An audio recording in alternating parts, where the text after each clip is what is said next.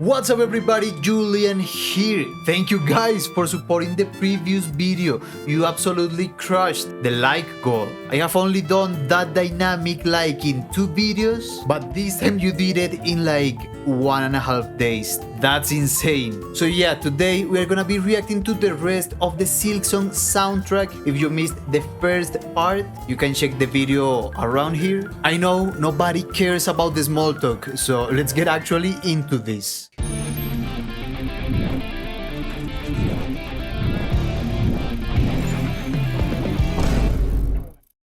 By the way, this video is brought to you by me and me alone, so if you can drop a like and a subscribe, I would appreciate it. Let's get into Blasted Steps.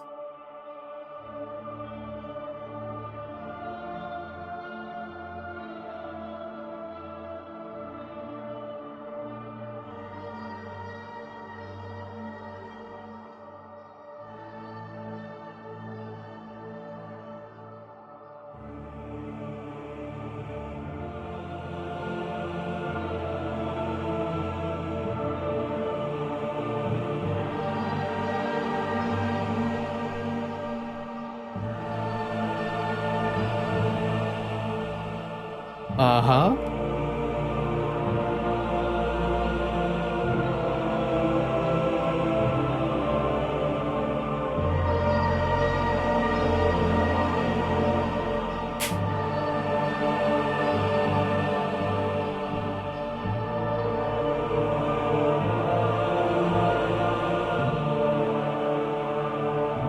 Wow, that sounds like a good place to pause this.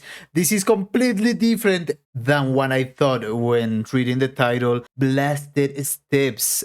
I don't know, I related it to blasts, to blast beats, to Giant Steps, the John Coltrane jazz song, but jazz standard, yeah, but holy, what a great track. We can say with total confidence that Larkin is exploring quite a bit these choirs in this second Hollow Knight game. Although it's been a while since I heard the original Hollow Knight soundtrack, so I may be wrong, but the human character this choir brings has an outstanding value, bro.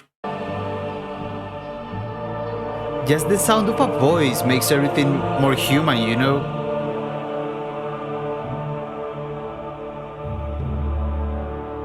But this is, of course, is a lament.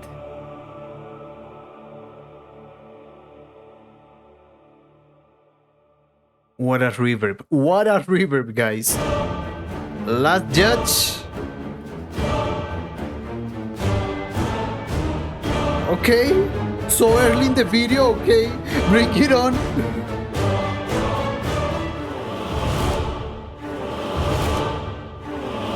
Yes, sir, that crescendo. Oh.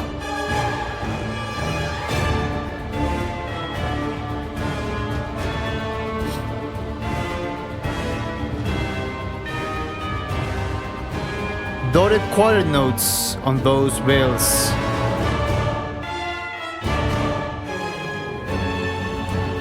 Okay, okay. It's a dark adventure. I like it. Oh.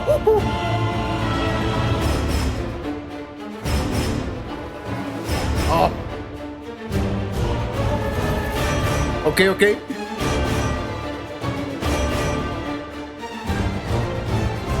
Oh, yes. Oh. It's powerful, man.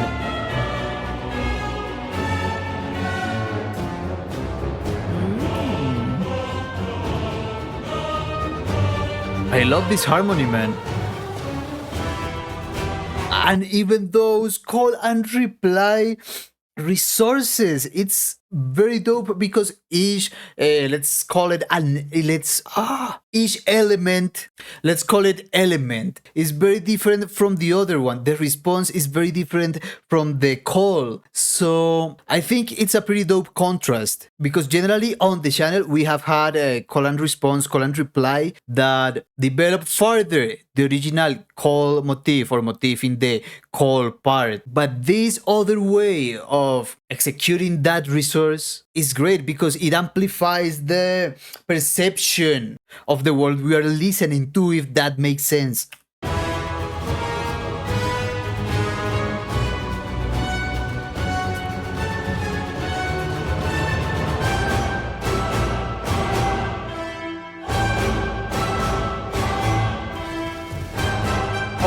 Oh!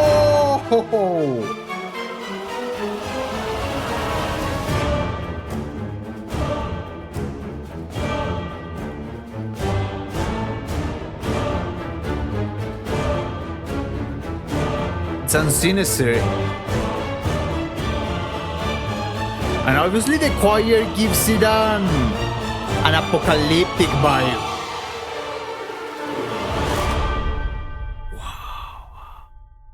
I love those, bro. Those dotted quarter notes. Bam, bam, bam, bam. And how powerful this sounds. It sounds big, sinister, as I already said. But in the end, it's something you cannot stop admiring for how massive it is. Pretty good. Pretty good. Underworks.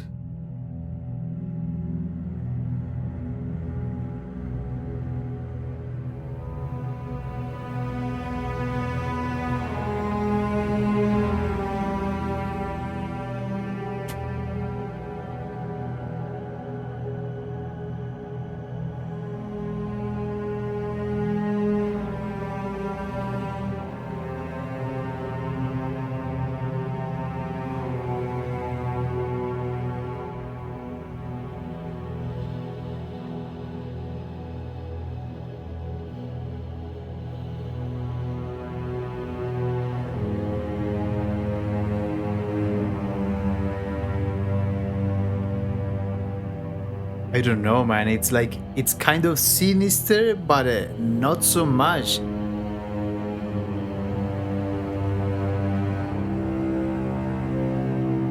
There is a lot of space here, man.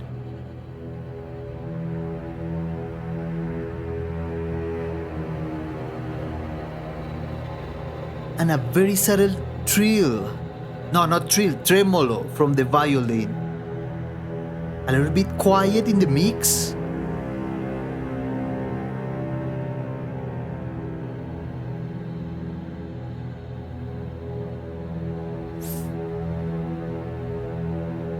It sounds like, I don't know, lost souls wandering, lurking in the shadows.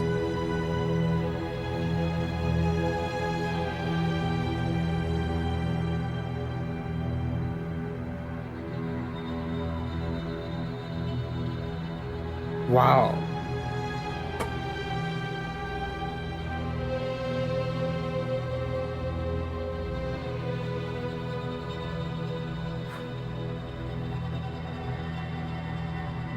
It's ominous. I mean, this can be used or could be used in any AAA horror movie, man, but at the same time, it's not that scary.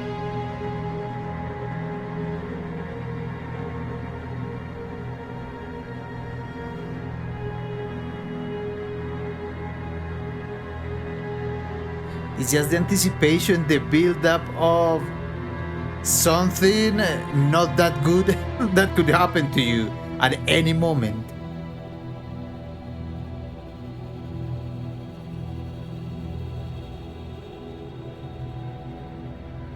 It's more that uncertainty, you know? That you don't know what to expect. The fear of the unknown more than the fear of something really powerful or scary or supernatural. Choral Chambers.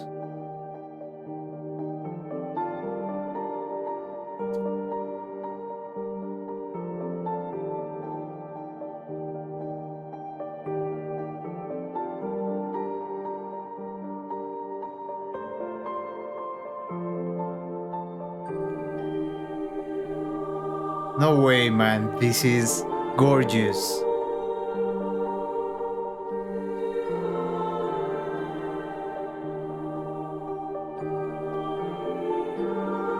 The piano line sounds like raindrops, man. Like little bits of water, and the xylophone like supporting some notes there also reinforce that perception of even smaller raindrops.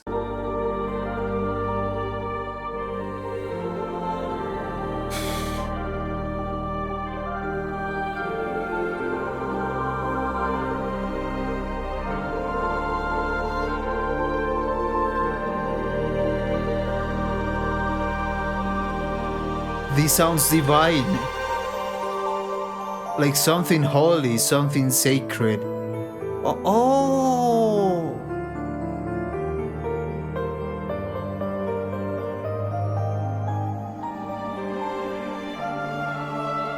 This is crazy, man. This new section. Fairy tales and a different dimension vibes.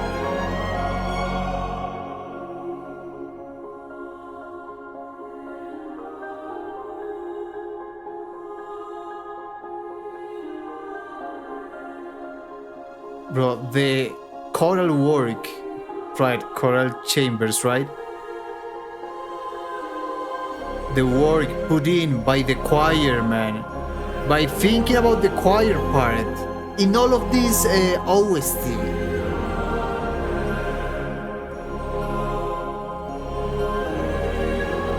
Outstanding is an understatement.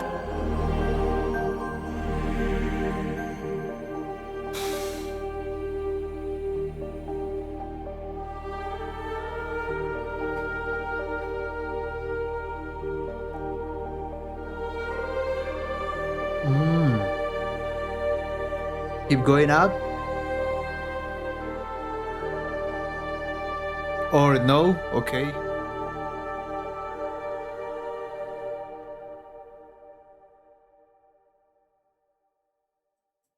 I think I'm infatuated by this song, man.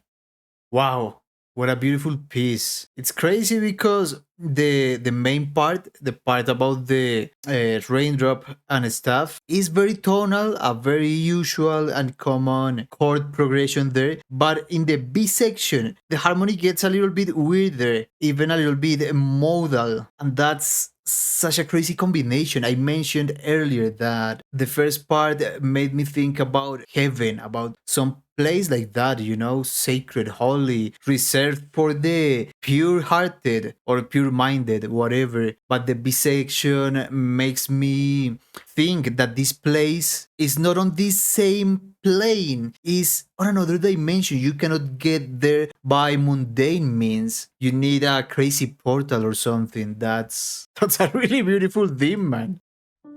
Songclave or Songclave.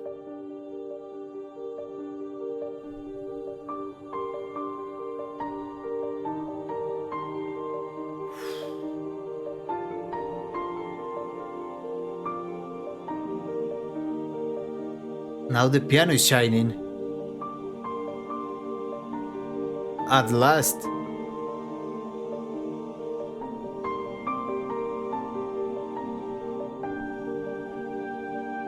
The choir, man, keeps forming such great harmonies.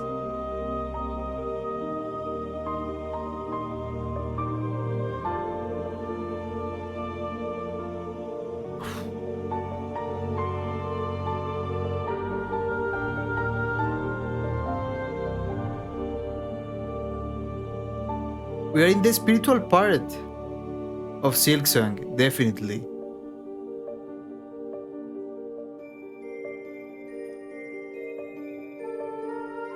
That's very interesting, man.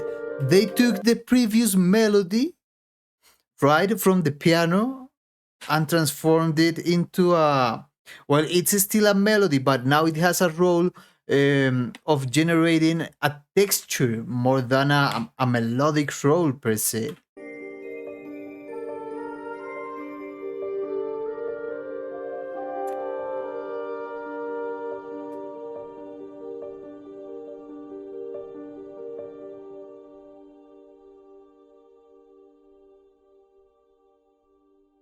That was a quick one, okay? A quickie.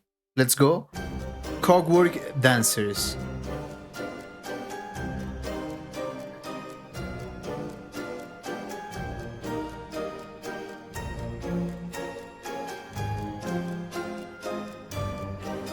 Okay, you can hear a clock ticking in the background.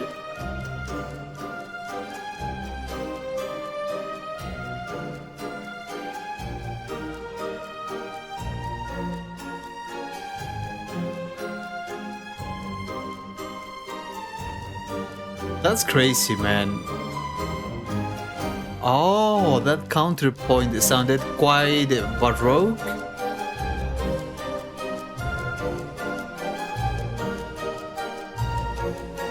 It sounds like time is running up.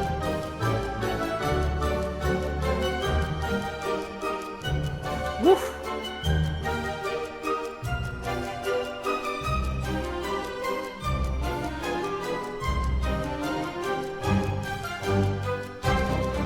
Okay. Oh yes, sir. Now it's powerful. That flute, man. Digga-do-da. Fragments of arpeggios, though.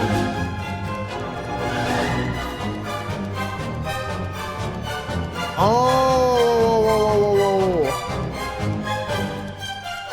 Wow, so many things happening simultaneously. In that last part, we had that call and reply between the violin and the tuba, I think. And that melody from the violin is very reminiscent of something from Beethoven, from a symphony.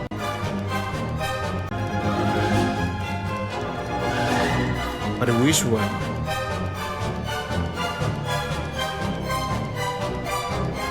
That melodic movement is like the Fifth Symphony, the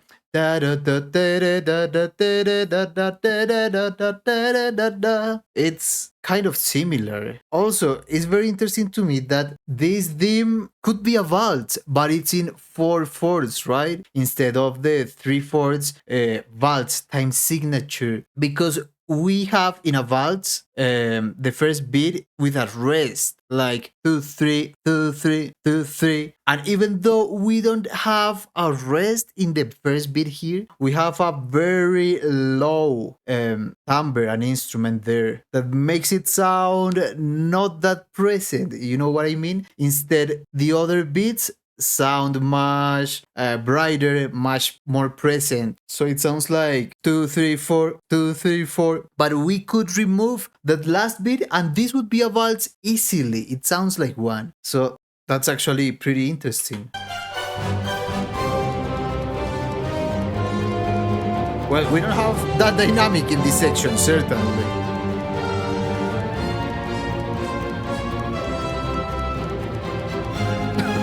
Just at the beginning.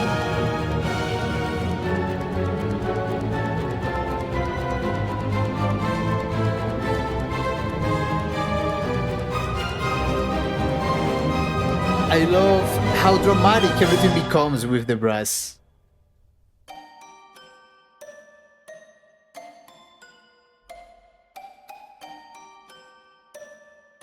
Okay, classic.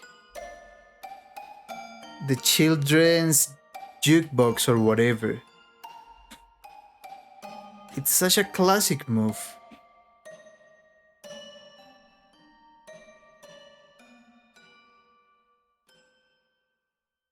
Okay, resolution. I like it. I like it. You know, I'm thinking that is very intriguing how Christopher is putting so much effort in how punctual, how specific some songs are in this soundtrack. Because until now, we have had many songs with similar resources at times, but each song feels like its own song. And there are so many details that can make a song feel unique, like the jukebox thing there or the clock ticking. So I'm curious because it sounds like this Cogwork Core, no, Cogwork Dancers may have some kind of a special meaning in the story. I don't know, in the story as a character, as a place, who knows? Well, you know, but whatever. Now, Cogwork Core. Oh. Oh. That's raw. That's raw.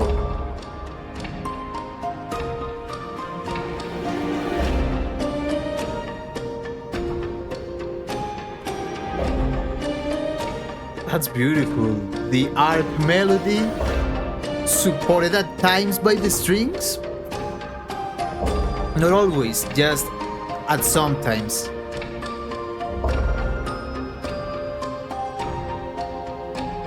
We still have the clock ticking right there.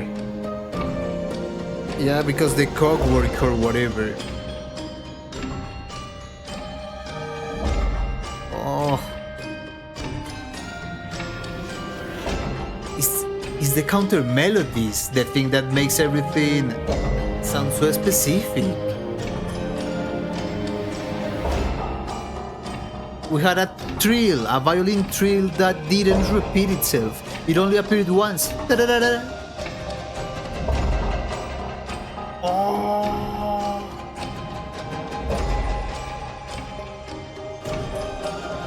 Triplets with a little bit of delay. That sounds like the hammers of a piano, but with not so much pitch on them. It's a more of a percussive resource. Whispering volts. Bro, the soundtrack doesn't make sense.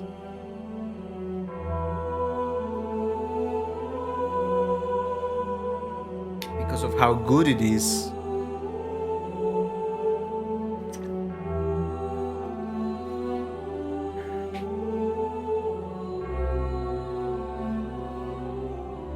Oh ho ho ho ho.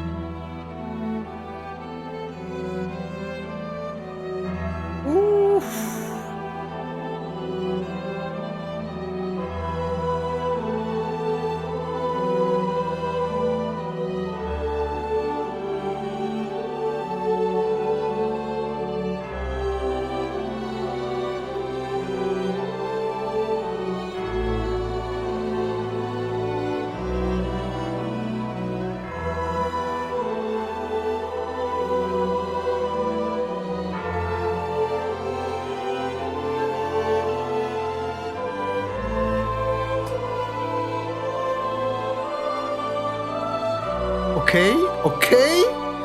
Bro, this is actually in 9/4?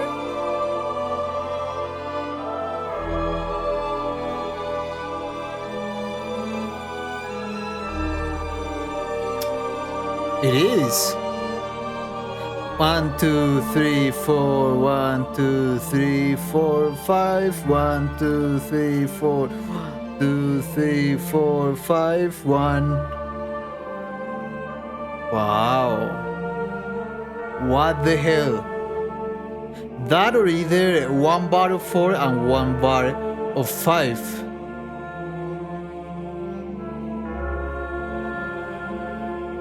That's really cool actually.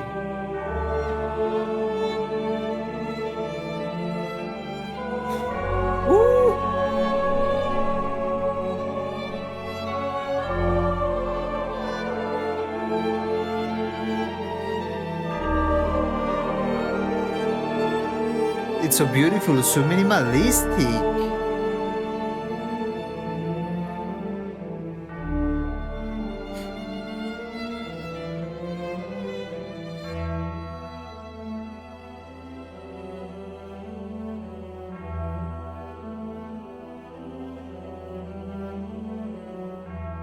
I love these shielding themes because they paint a very vast picture, you know, the picture of a very immense place.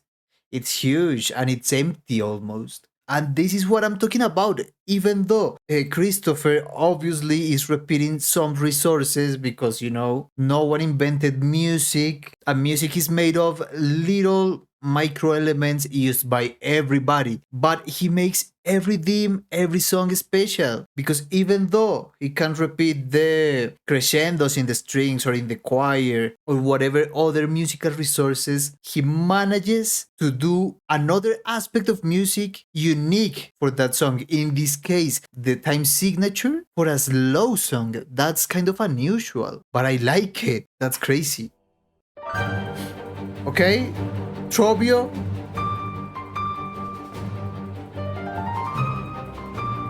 More piano action. Let's go.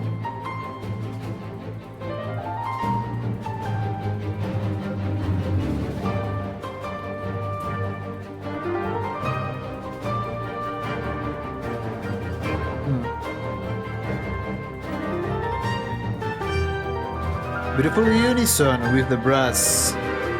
Oh! What? No! No way!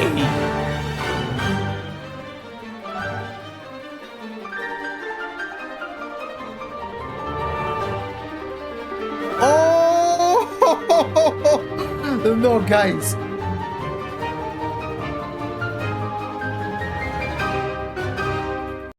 That was the real fucking deal. That was the real fucking deal. We had this intervallic sequence. Right? I think it was in charge of the strings, and then the piano took it. But after that, I'm not sure what it was, but maybe 16th notes. He arranged that sequence, but with 16 notes arpeggios, so that the last note was the same note of that intervallic sequence. That but was it 16th notes?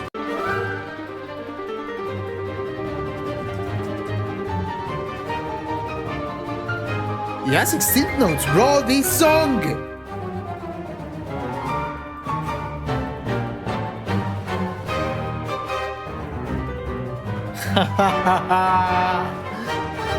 Bro, what a dope piece. Woof. Woof.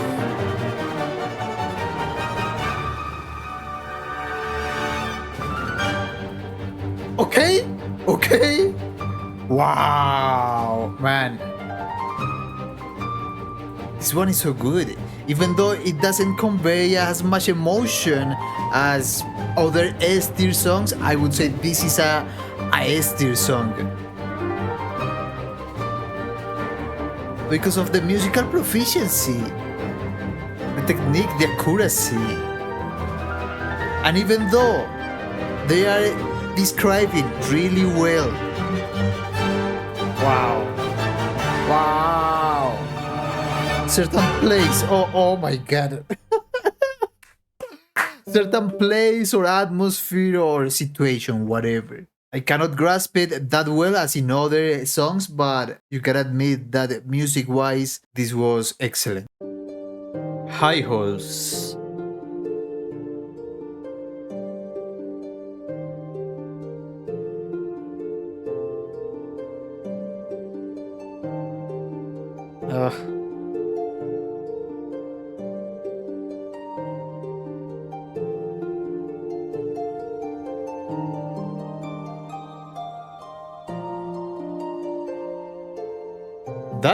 That harp is beautiful, and the sustain it has, it lasts days.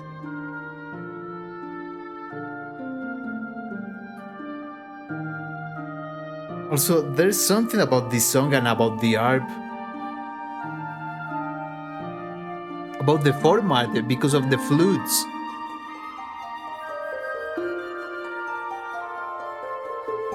There's something about them that makes this sound very medieval.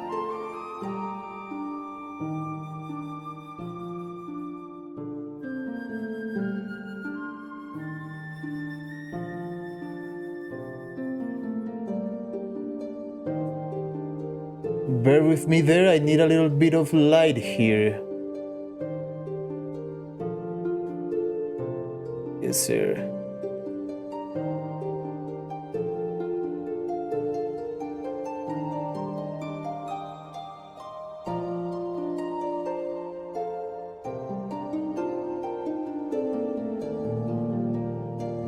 See, this is what I was talking about before. The special feature of this song is how the harp is used here. Arpeggiating, generating that, medieval fantasy. The choir.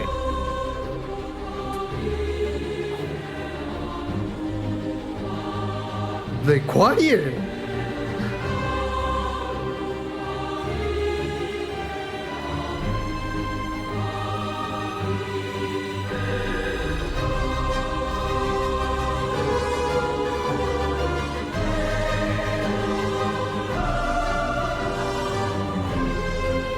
Oh, this is great, man. This is...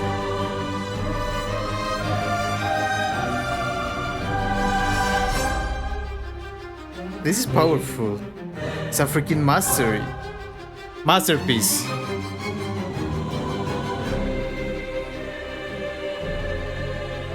Bro.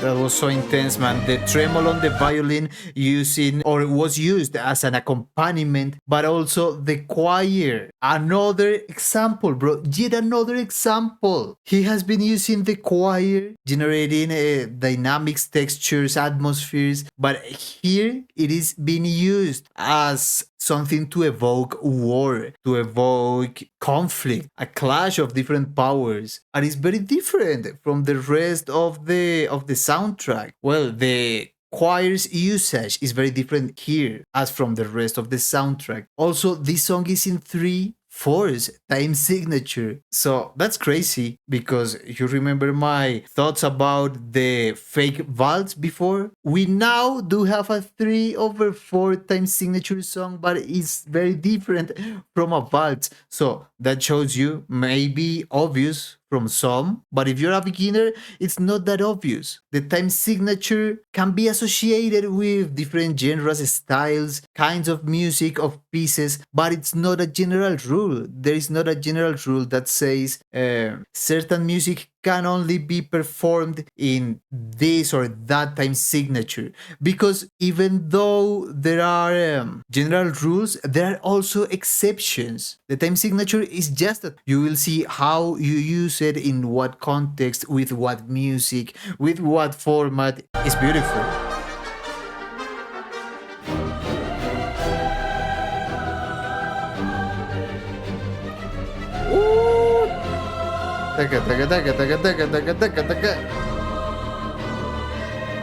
That's crazy. Because we have triplets all the time. But in that last violins, fill, melody, whatever, we had 16th notes. And that contrast, it creates such a dope sensation, man. Oof. Okay. Awakening.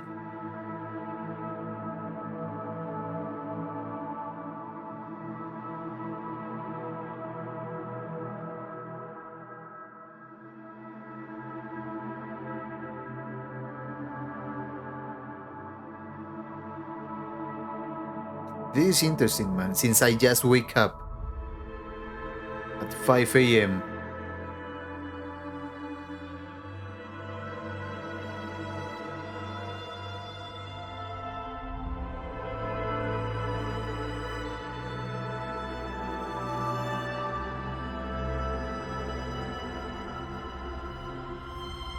But it's kind of a sad awakening.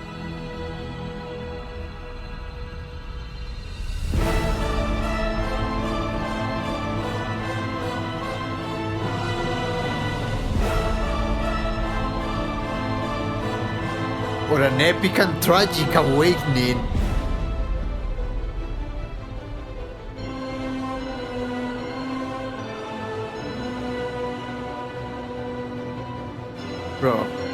Bro, the strings accompaniment.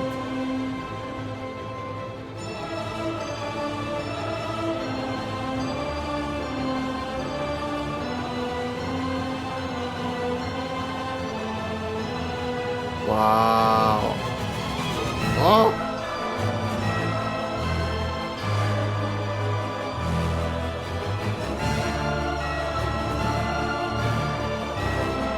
This is a crazy piece, man. Oh.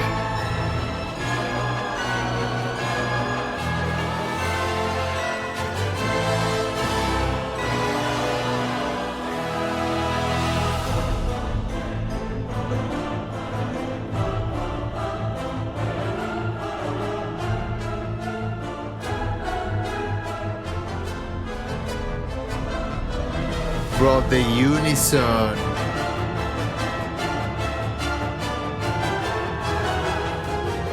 Wow. We have to talk about right now about the first section.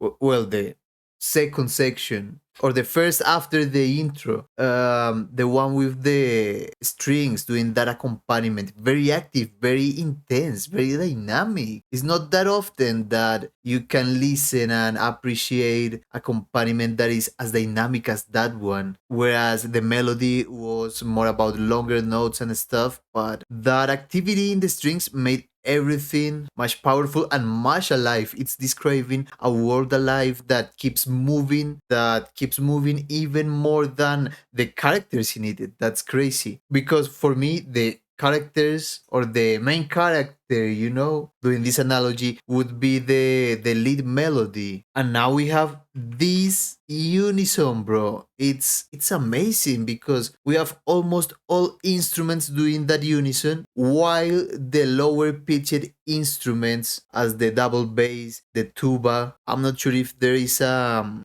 piano there also, but they are filling the gaps, filling the space in the lower frequencies right there.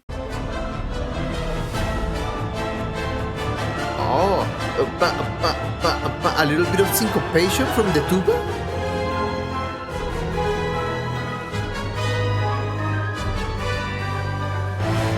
A little bit of organ. Things are getting dark.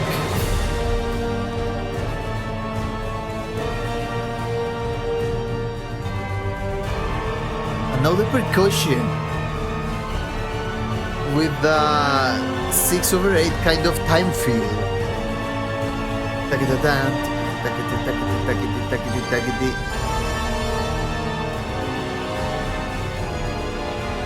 This is awakening still? Wow.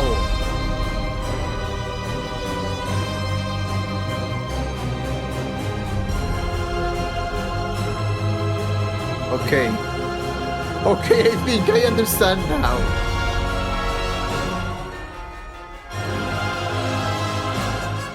Oh, that was clever, very clever. That call and reply. And after that, the reply goes one octave higher.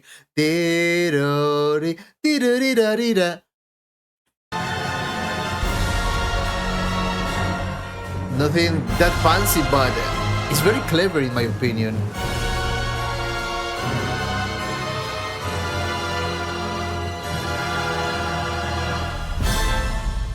What? That is a crazy finale. It's like a slap on your face. Guys, that was interesting. I think I understand now. I thought this song was about one's awakening, About an awakening in first person. You or me or whoever awakening, the main character even. But now I think that whatever was awakening was actually something that wasn't supposed to be awakened. Some crazy entity that, its awakening represents catastrophe and even apocalyptic vibes. That's crazy. Dark Descent.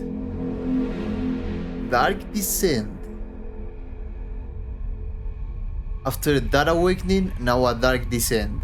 Okay.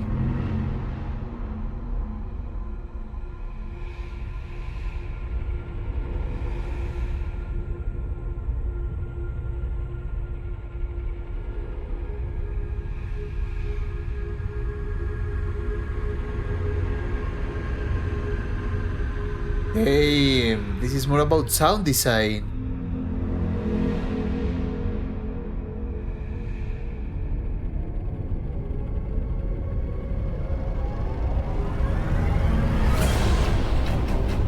Wow, and we have just landed, man. That first part was creating a very intense landscape, a very immense landscape, you know? That was about a very huge place. I can imagine actually a very wide tunnel where you keep falling and falling. And well, the reverb helps so much to create that image. And also the bits of delay right there, the sound design and the build up. But now we have just landed.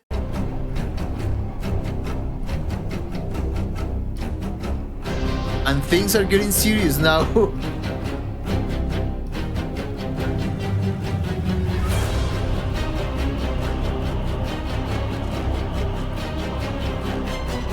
Oh, yes, sir. Da-da-da-da-da-da.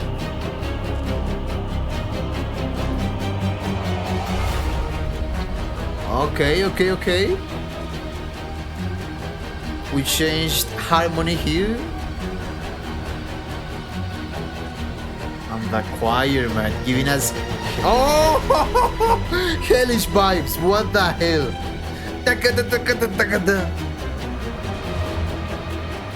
That reminds me of an Armenian piano player, Tiran Hamasyan. If you haven't listened to him, you shall, guys. That guy, I'm a fan. He uses crazy subdivisions and unusual formats to create modern, heavy as fuck jazz and or metal. Yeah, it's that crazy. It's that crazy.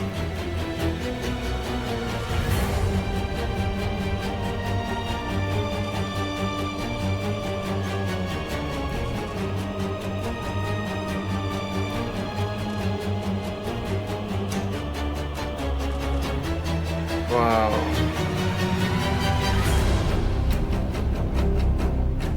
Yeah, it's like we get to a very dense place, man.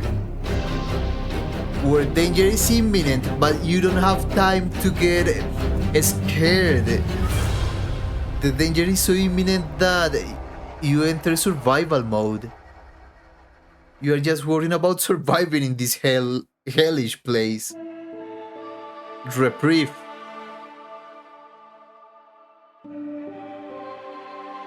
Okay. And the major chord right there. Okay. And a dominant to get to a... What is this?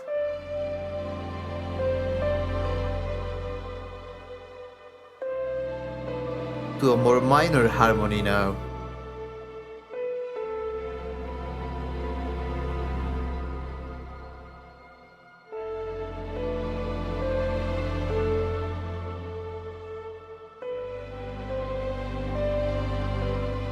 Okay.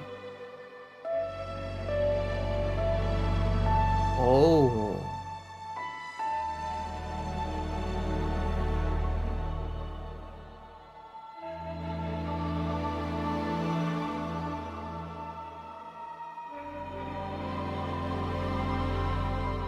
That's crazy, man.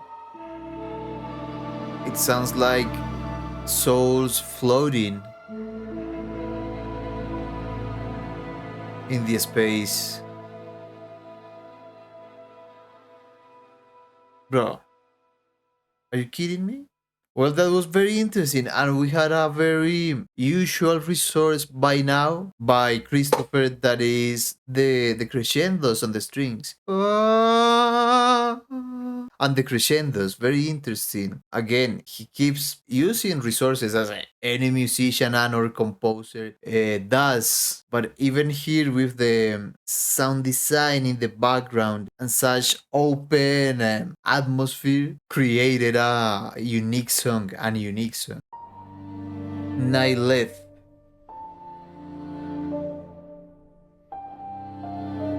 You see the crescendos and the crescendos again.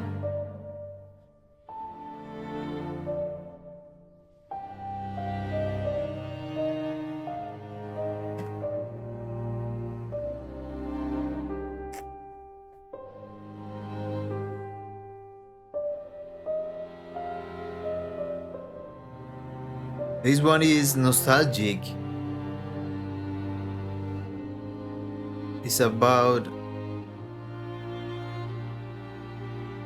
what could have been, but it actually wasn't. Oh, oh, that's beautiful.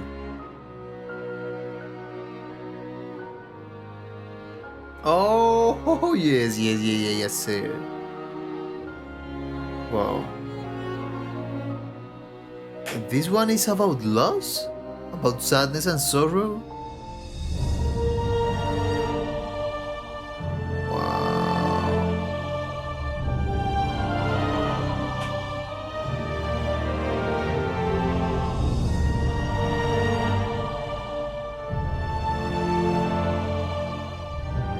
Wow. There is a nostalgia here, man.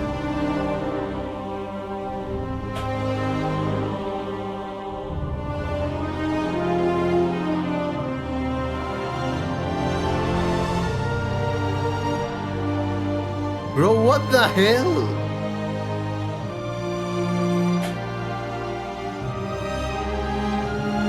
How can you tell me that these characters with barely any facial expressions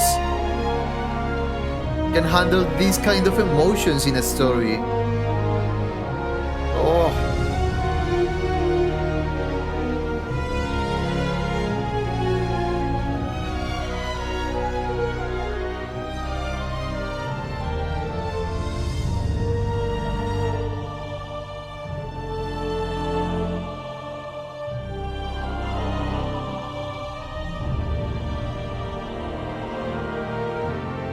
Call me crazy, but I think this is a love song.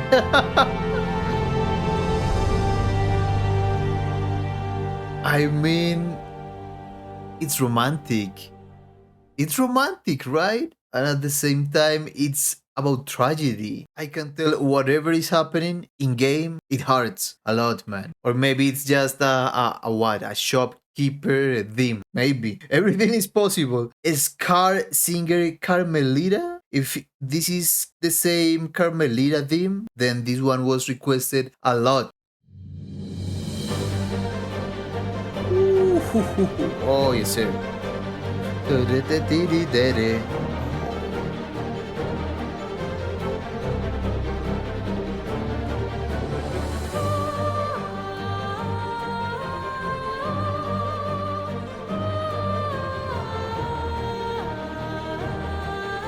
That sounds very familiar. That harmony and that. Oh, intervallic melody. Oof.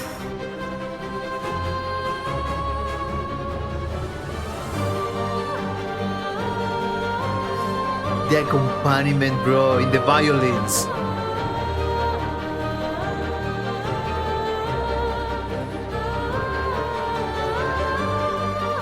Wow! This is insane, man. And the range of that soprano singer, man.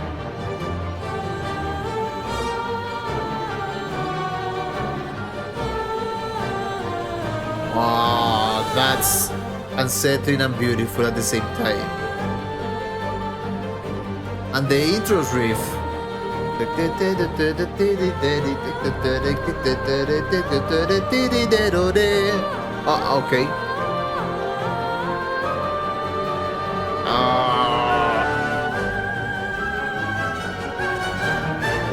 No, no, no, no, no, no, no, no, no, no.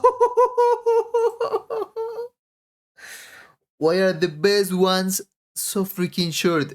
That was incredible. That was so freaking good. And now that I think about it, I relate the main melody, the da da da da. What does that sound like? It sounds to me like a Game of Thrones intro. A little bit, right?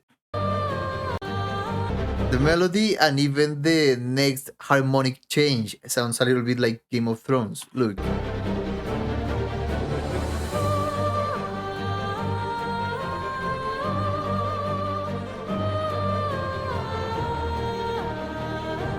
That one. no more. It sounds a little bit like the da da da da da da da da da da da da da. Maybe I'm the only one crazy here, but wow.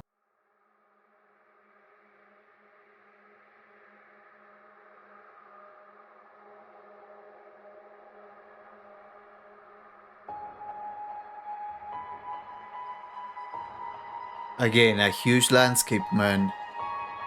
I love how descriptive this music is, bro.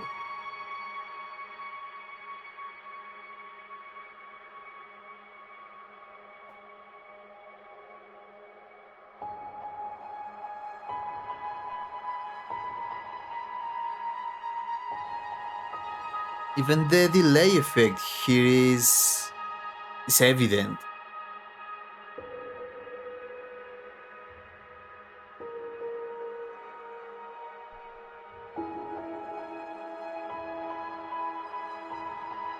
But more than thinking about sands, this makes me think about the water.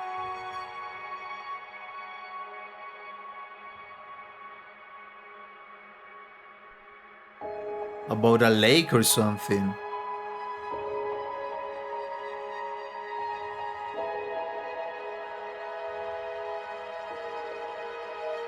Or even about rain.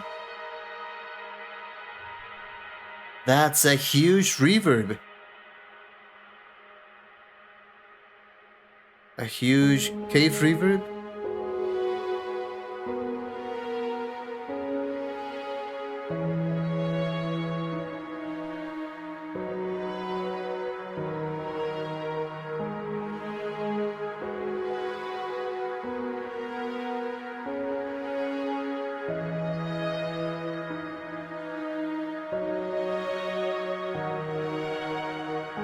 Oh, yes, sir.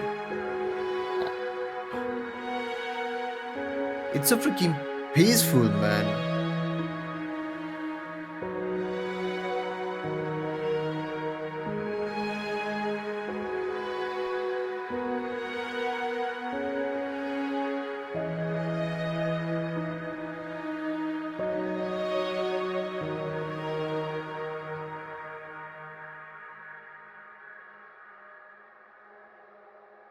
You know what? Maybe I can picture a place with sand here.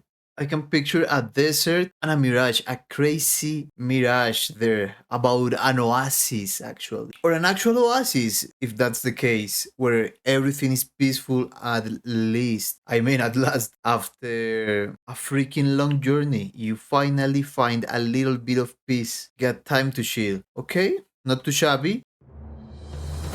Crust King Khann.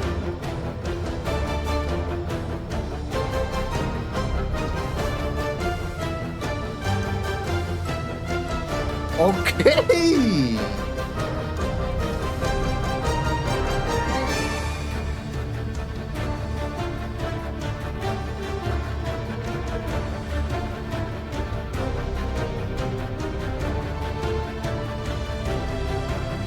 This is a warlike theme, but there's like so much honor at stake. Oh!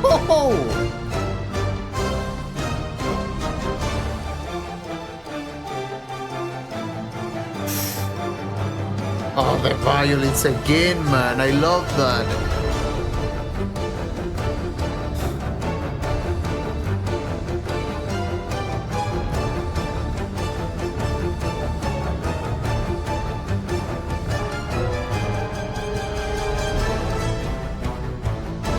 Oh, this is magnificent.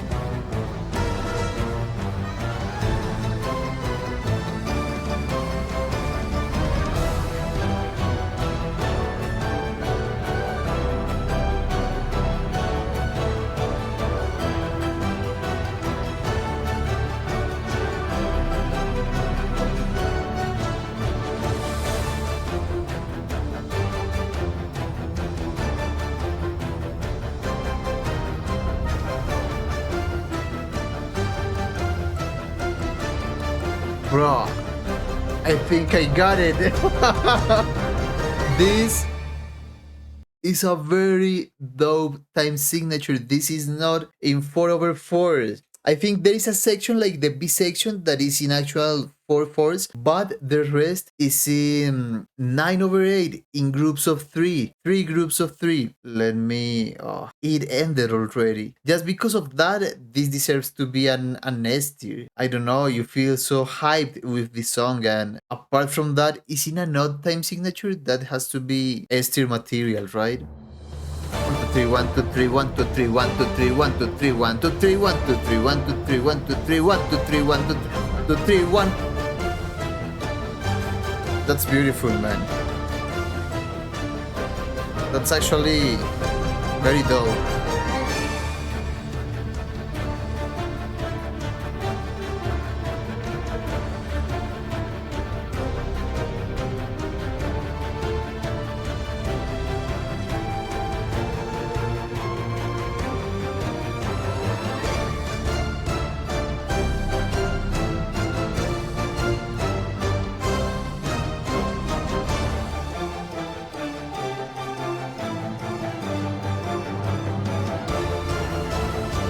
It's crazy because you would think that because of being in 9/8, this could be easily in 3/4 at the same time. But the flow of the rhythm does make that a little bit unlikely. This is the section in 4/4. 1 2 3 4 1 2 3 4 1 2 3 4. Here comes the 9 3 4 1. Oh no. 1 2 3 1 2 3 1 2 3 1 2 3 1 2 3 1 2 3 1 1 2 3 1 2 3 1 2 3 1 2 3 1 2 3 1 2 3 1 2 3 1 2 3 1 2 3 1 2 3 1. It's crazy. It's so good, man. I could listen to this all day. You are waiting for the next song, but bro, this deserves another listen.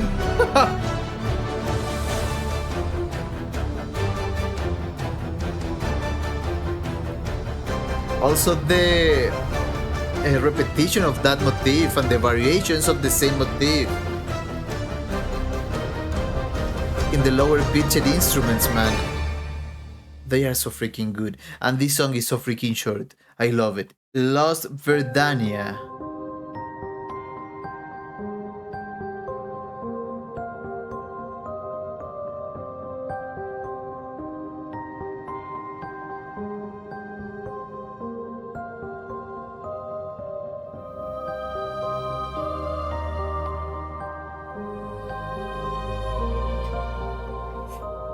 Bro, this is just gorgeous. A gorgeous OST.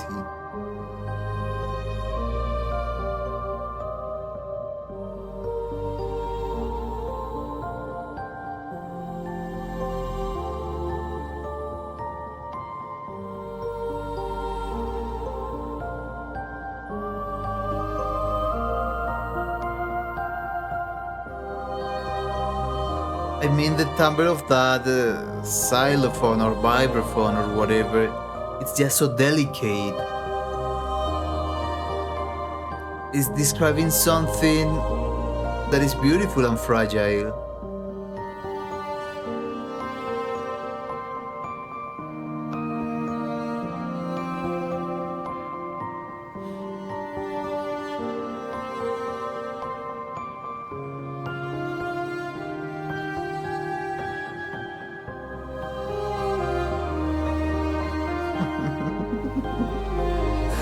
Bro, why is it so beautiful?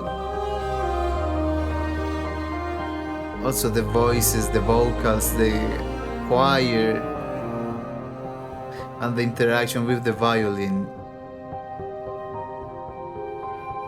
Everything working in pro of the music, you know? In favor of the music.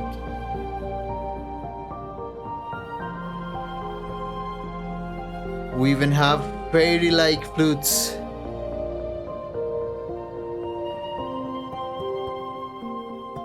And an harp. All the beautiful soft timbre, if you can categorize them like that. all the soft timbred instruments in one song.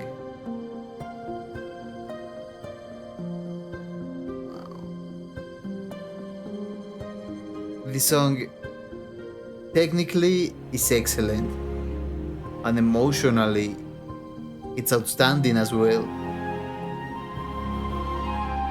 This is the dream, guys.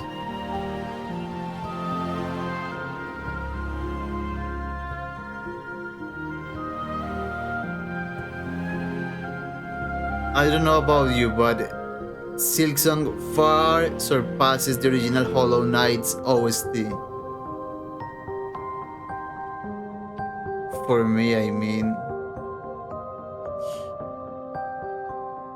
the original one didn't make me feel what this one does. Oof. Clover Dancers.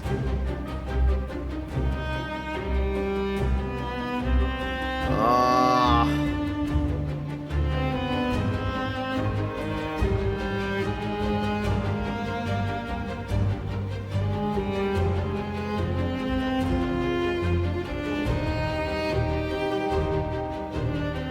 Is that a cello on the main melody?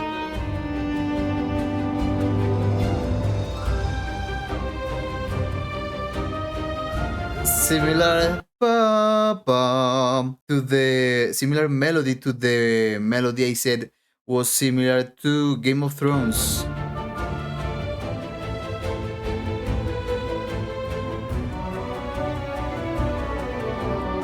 Similar interval, yeah. Or the same interval, for that sake.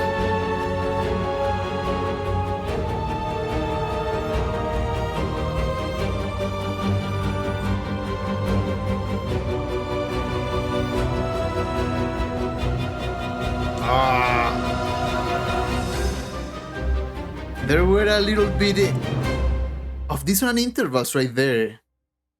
Very dope. Fleatopia. Okay, 3/4. Now this is 3/4.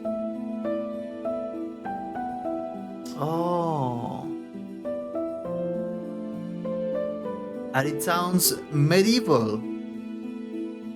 That melody.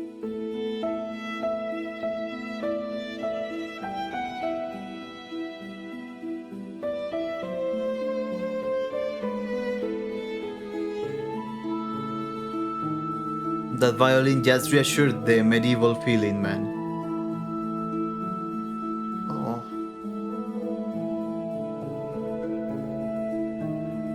How was what dancers? Ah no, Fleatopia. It's like an utopia of bliss.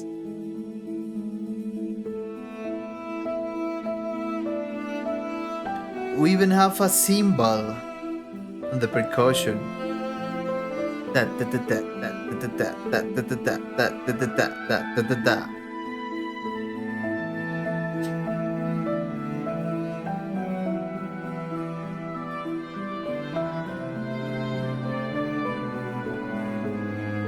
Oh, that movement, da da da. It gets me every time.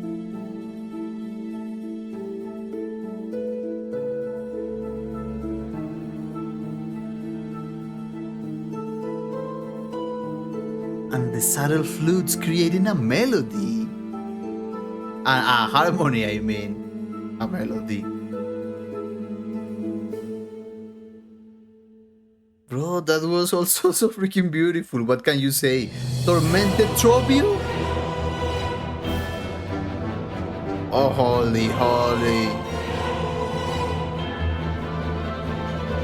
Oh, what? Bro, Trobbio was the song with the crazy pianos, right?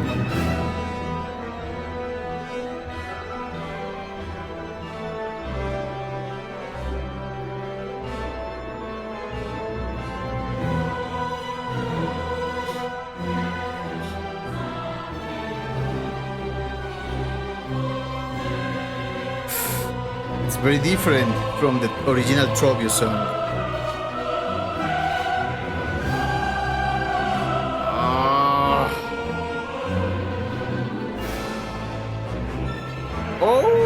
Oh, that's beautiful. Oh, guys, what is this? They took our guy Trobbio and turned him into a monster. Turned them into a monster.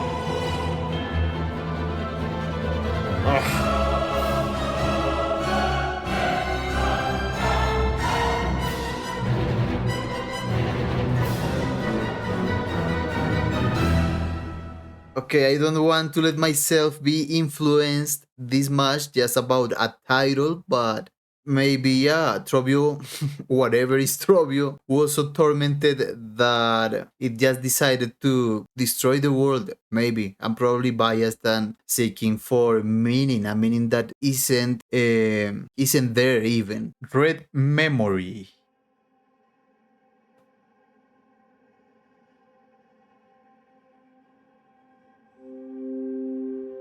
Is this like Red Maiden? Are we talking about this character? The main character?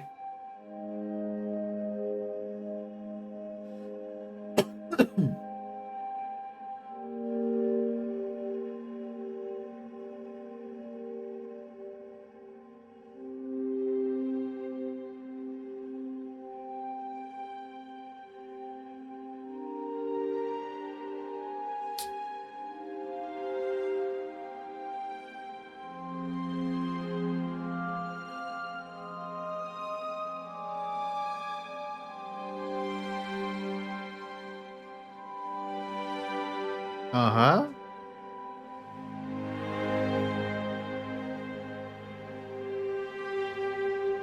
What a dope very first part.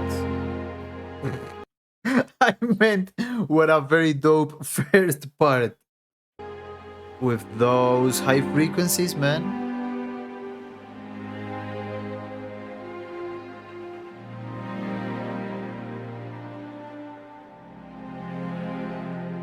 Bro, the second part of the soundtrack is so solemn.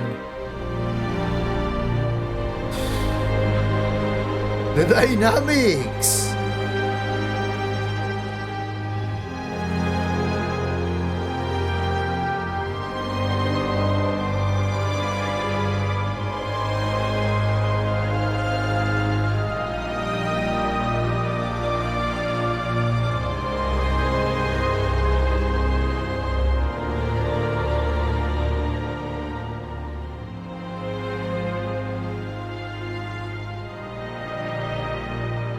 Wow.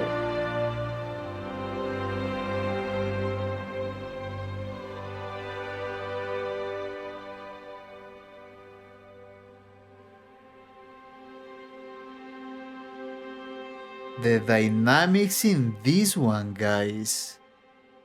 Wow. Wow. Are so freaking strong. You see, you can play with many different elements of music and even get your attention to a single one. Like in this song, the dynamics. Also, I really love the sandwich we had in terms of frequencies. We had very high and very low frequencies. Sometimes in the middle, you can put a melody, but here we just had those extremes, those extreme sides. Genius. Last dive. Uh-huh.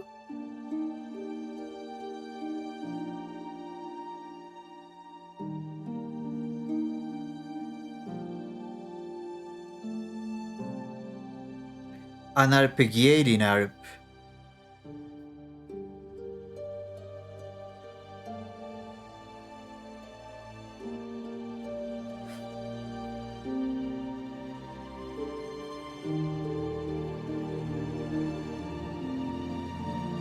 What an arrangement.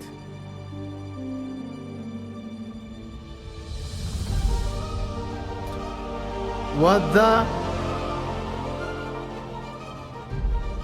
This is giving me a Spider-Man vibes already.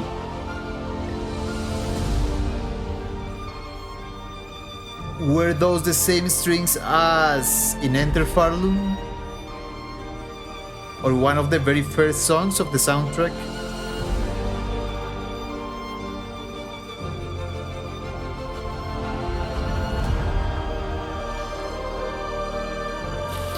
It does sound like the preparation for the very last part of this journey. Wow. Filled with transcendence, even sacrifice. Oh. And now we have a word like percussion.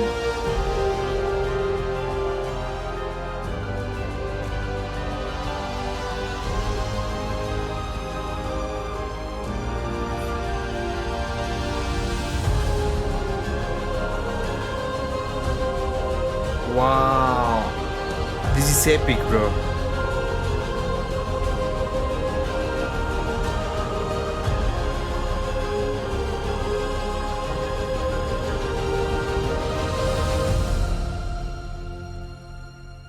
No way. Wow.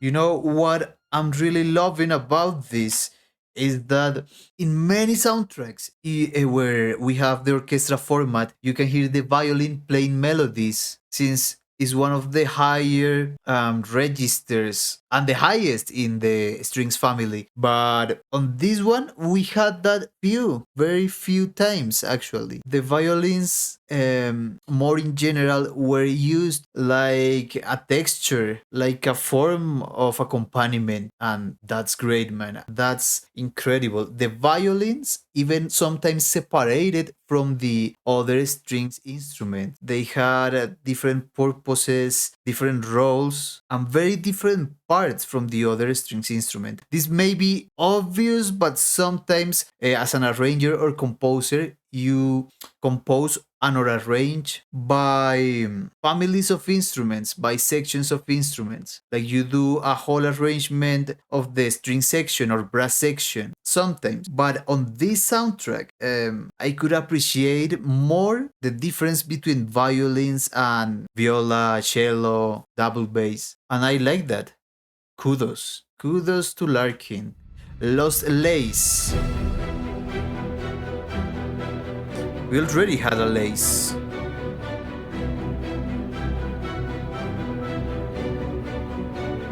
Who the heck is Lace, man?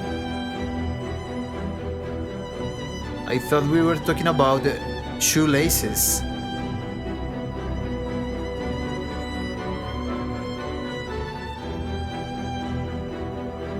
This is an example of the opposite thing I was talking about. This is the violin as a lead melody. You see, it happens. It's kind of natural to go that way.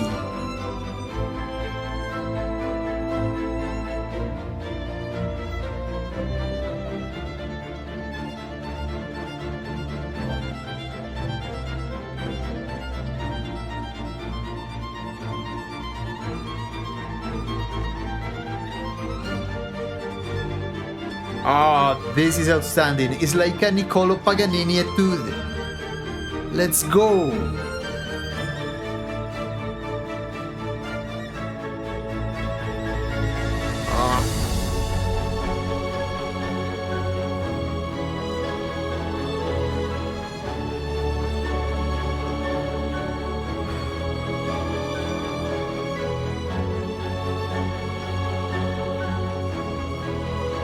The saddle flute.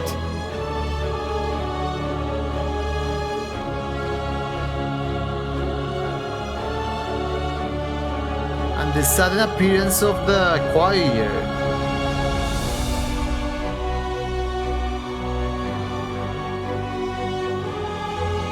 This one is gorgeous, actually.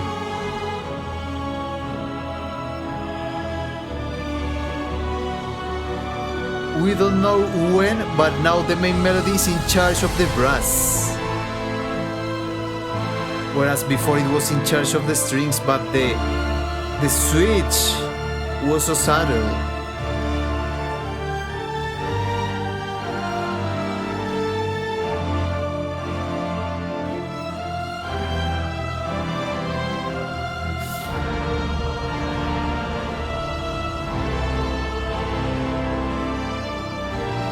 Okay.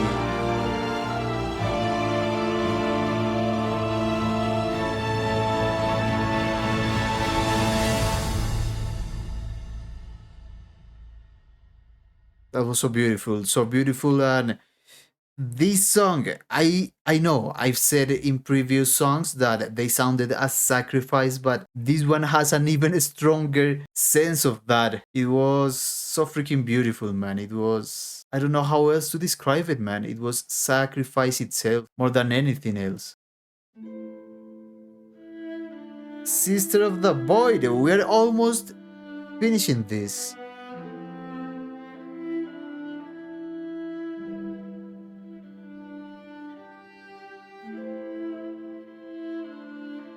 Bro, this sounds like a pretty sad ending to me.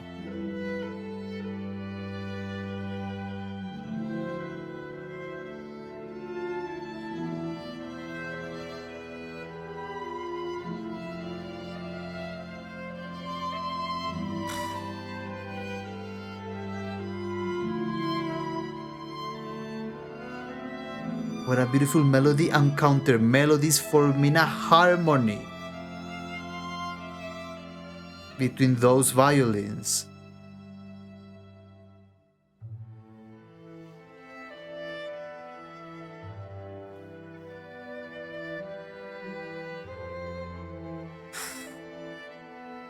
It's like the violin is weeping, is crying. What a beautiful vibrato!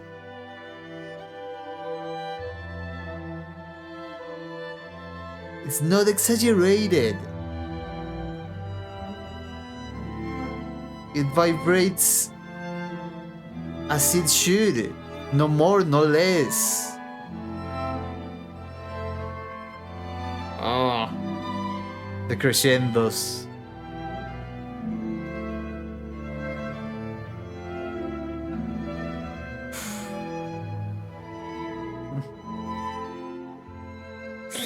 Man, what a soundtrack.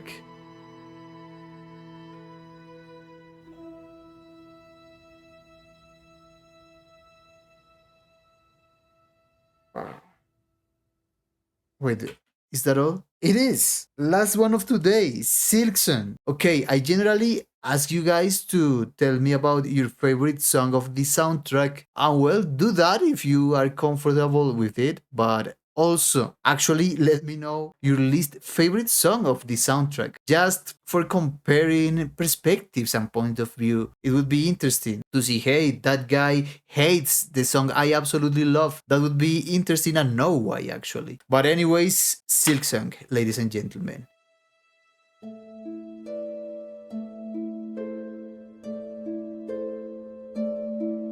What?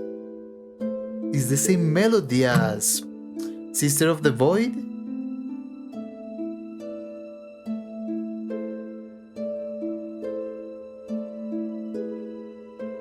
The previous song.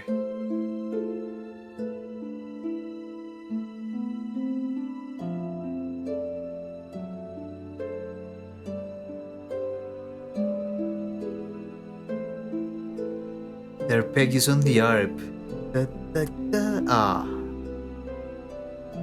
Thank you. Da, da, da.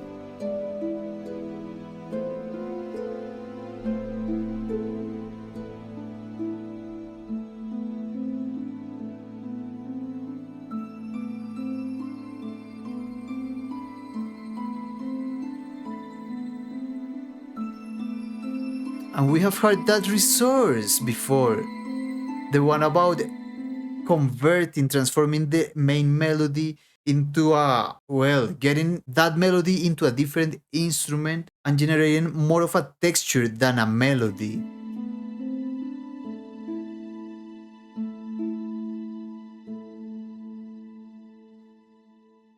Bro. That's it. That's it, guys.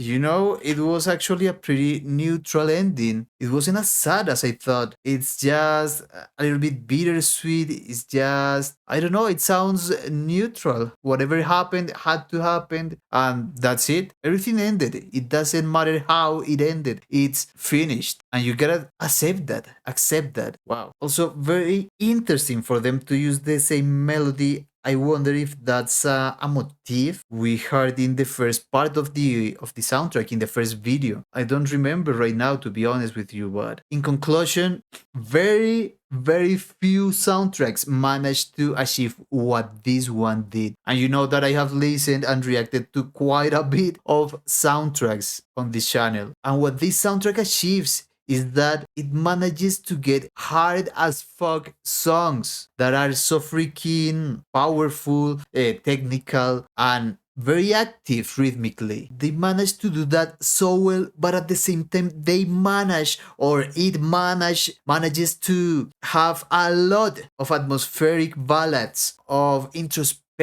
ballads, emotional and nostalgic atmospheres. As I said in the first part, it seems this soundtrack is only about those two extremes, those two sides of the same coin. There is no in between, but each side, each extreme is so well achieved. Almost every song here is very unique, even though he keeps using similar resources because of his identity as a composer, or the identity of the soundtrack itself. Just towards the end, like in these songs, in, I don't know, from Fleatopia until, I don't know, but I can see the yeah, until Red Memories, or Red Memory. Things started getting not repetitive, because that would be a little bit wrong in my opinion to say, but things started to get conceptualized by the listener. Things started to become a little bit of a cliche, but they were